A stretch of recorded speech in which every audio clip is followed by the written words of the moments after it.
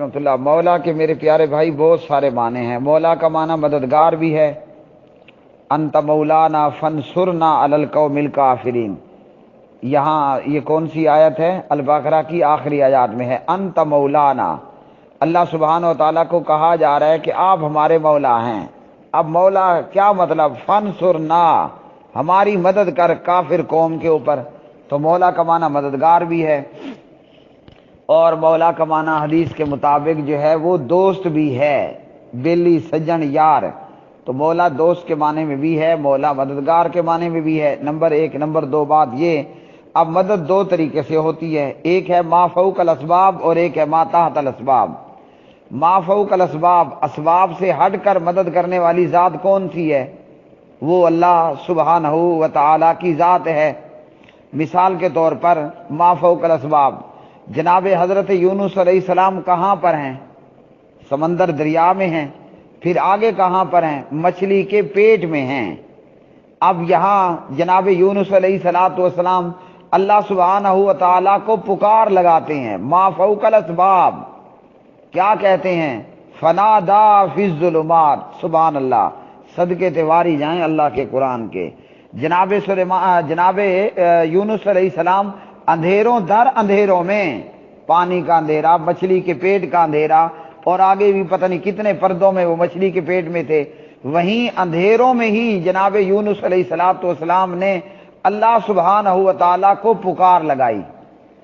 اب یہ ہے ما فوق الاسباب مدد مانگنا، اور ما تحت الاسباب مدد مانگنا کیا ہے؟ اسباب کے تحت رہ کر، کہ جناب آپ کے پاس کوئی موبائل ہو، کوئی اس طرح کا ڈیجیٹل نیٹ ورک ہو کہ کہیں آپ جناب کسی جگہ پر دب گئے، کسی جگہ پہ ڈوب گئے، کوئی ایسا آپ کے ساتھ مسئلہ ہو گیا اور آپ کے پاس کوئی نہ کوئی سبب اور ذریعہ موجود ہے۔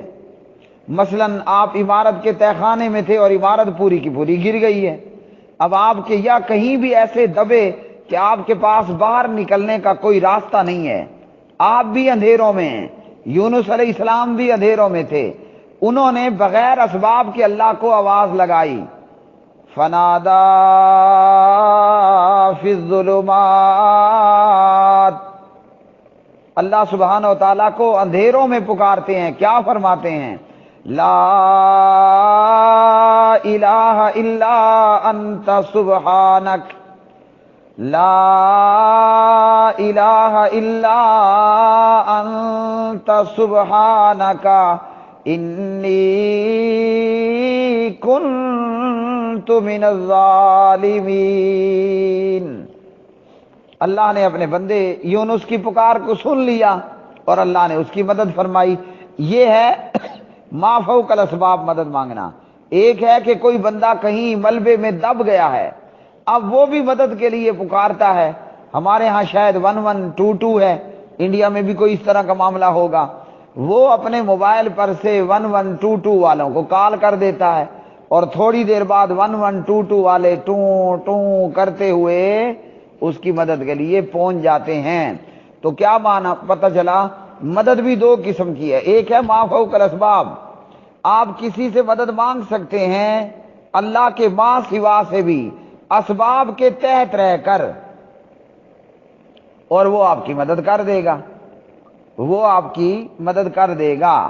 مثال کے طور پر آپ کا بیلنس ختم ہو گیا، آپ کہیں پر کسی کو جناب کہیں سے بھی ایس ایم ایس کر دیتے ہیں کہ مجھے 10 کا 20 کا 100 کا 50 کا بیلنس چاہیے، وہ فوراً آپ کی مدد کو کرتا ہے اور آپ کو آپ کا مطلوبہ بیلنس پہنچ جاتا ہے۔ تو یہ ہے اسباب کے تحت مدد اور یہ ہے اسباب کے بغیر مدد۔ تو مدد بھی دو قسم کی ہے، اللہ سبحانہ و تعالی ہمارا مولا ہے، ہمارا مددگار ہے، اور وہ بغیر اسباب کے مدد کرتا ہے، وہ بغیر اسباب کے مدد کرتا ہے۔ کوئی کالی رات کے کالے پتھر کے اندر کالی چیونٹی موجود ہے، رب العالمین اس کو بھی اس کا رزق پہنچا دیتا ہے وغیرہ۔ تو حضرت علی المرتضی رضی اللہ تعالی عنہ ہمارے کون ہیں؟ دوست ہیں، اور مومنوں کے مددگار بھی ہیں۔